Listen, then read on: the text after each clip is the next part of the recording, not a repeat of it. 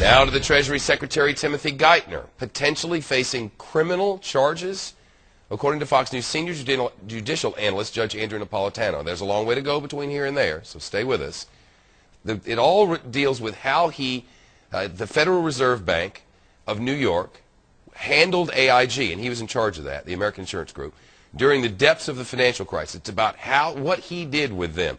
Geithner headed the bank then. Bloomberg News reports that the New York Fed told AIG to withhold details from the public about its payments to banks. It reports AIG wrote in a draft that it paid banks, including Goldman Sachs, every penny on the dollar for toxic credit default swaps.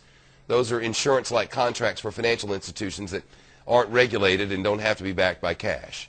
The New York Fed crossed that line out of the report, according to reports citing emails between the two companies. With us now to help explain this and what the legal ramifications are, Judge Andrew Napolitano. I got to tell you, I just read all that. I didn't read it very well, and I don't understand it. I think you read it quite well. I didn't read it well. Would you help us understand? Sure. Tim Geithner was the president of the New York Federal Reserve Bank in the fall of 2008, when the Federal Reserve and the Treasury and the White House and the Congress decided to bail out AIG. Right. In the process of that bailing out of AIG, many documents were exchanged. If you went to the bank to borrow money, you'd have to fill out documents. One of the documents AIG filled out said, we owe X dollars to Goldman Sachs and we plan on paying them 100 cents on the dollar.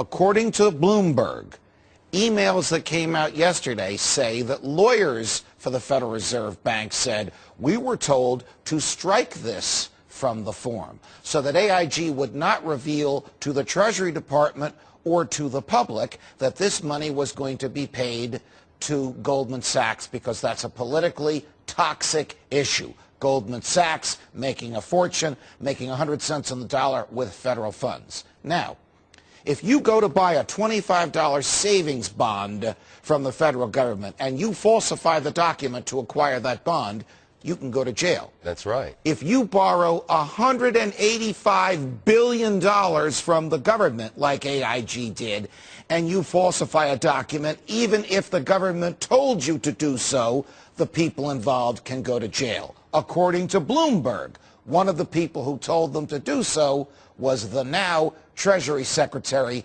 Timothy Geithner. All right. Now, they're alleging that they kept it from the people, that they didn't make it public what they were going to be doing with this money.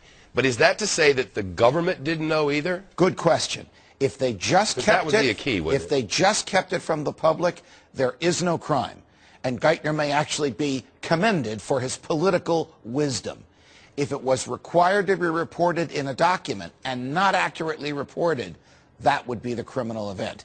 And anybody who conspired to do so, counseled to do so, or ordered someone to do so would be a potential defendant for that crime. It's piling up on one Tim Geithner. It is piling up on him. This does not look very good for intellectual honesty and for the competence of reposing the people's money in his hands. Why in the world would our government, with our money, pay 100 cents on the dollar for stuff that ain't worth the paper it's printed on?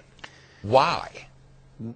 We who watch this stuff for a living, you and I and our colleagues. I mean, it's clear that the banks run the country. The country doesn't run itself. The banks have tremendous influence in the Kidding. country. The government regulates the banks. They're in bed with each other. It's crazy. We did not know until after this deal was done that AIG had someone it owed money to, and it paid that someone 100 cents on the dollar. And that someone was the richest investment bank in the world, whose former chair was then the Treasury Secretary, Henry Paulson. The someone was Goldman Sachs. None of us knew that until after the $13 billion in federal funds had been paid to Goldman Sachs. What a tangled web we weave.